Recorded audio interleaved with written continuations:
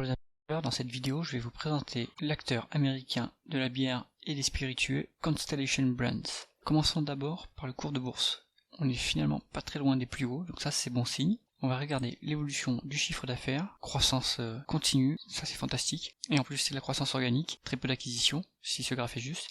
On va regarder les taux de marge, stable et ou en augmentation, donc taux de marge brut est à 51%, et plutôt stable, ça c'est bien. Taux d'EBITDA il monte légèrement, donc l'efficience s'améliore. Et en plus le taux de marge d'EBITDA est assez élevé, donc ça c'est bien. Taux de marge net, là par contre c'est un peu plus suspect, mais je vais vous expliquer ça par la suite. Sachant que l'activité c'est plutôt de la bière plus que des spiritueux, on a des taux de marge net un peu plus faibles dans ce secteur, alors que dans les spiritueux c'est autour des 15-20%. Est-ce que l'entreprise arrive à convertir ses bénéfices nets en free cash flow sur 10 ans?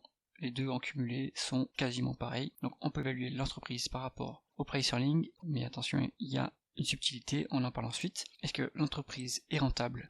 Qu'un ROIC au plus haut sur 10 ans à 15%, c'est plutôt très rentable, donc ça c'est très très bon signe. Est-ce que l'entreprise est endettée? Est-ce que cette dette est soutenable? Il y a 12 milliards de dettes contre une EBITDA de, on va en dire à 4, donc on a 3 fois l'EBITDA, ça commence à être un peu élevé. On a moins de 8 fois peut-être, 8 fois les free cash flow. Là aussi c'est un peu élevé. Quand on regarde les autres acteurs du secteur, Diageo et Pernod Ricard sont endettés à ces niveaux-là. Il n'y a rien d'alarmant, c'est ce qu'on observe dans tout le secteur qui est dans un bas de cycle. Est-ce que l'entreprise verse un dividende?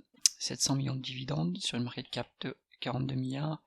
Si on sort la calculatrice, ça nous donne 1,5 à 2% de rendement du dividende, c'est toujours cette prix, même si c'est pas très élevé. Est-ce que l'entreprise rachète ses actions?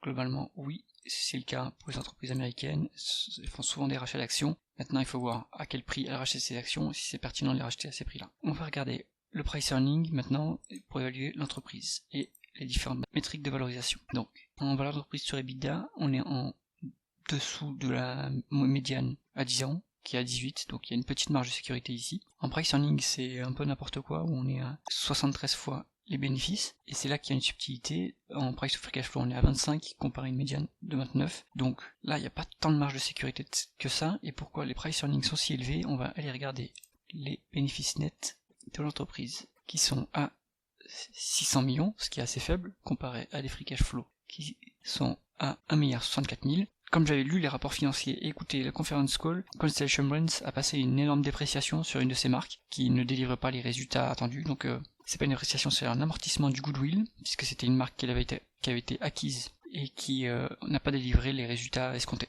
Donc ça c'est des dépenses dans le cash, c'est pour ça qu'il faut se baser plutôt sur le price to free cash flow pour évaluer l'entreprise, voire on pourrait préférer la valeur d'entreprise sur EBITDA, puisque ça prend en compte la dette, et là on voit qu'il y a une légère marge de sécurité, donc ça mérite d'être creusé comme dossier, la rentabilité est plutôt bonne, le secteur est plutôt en creux de cycle, la dette est quand même un peu élevée, donc il faut analyser ça et voir les risques, tout ça, ça se passe dans les rapports financiers. C'est tout pour cette analyse. Si vous aimez mon travail, soutenez-moi via le premier lien en description, abonnez-vous à la chaîne pour ne pas rater les prochaines vidéos, et moi je vous dis à bientôt.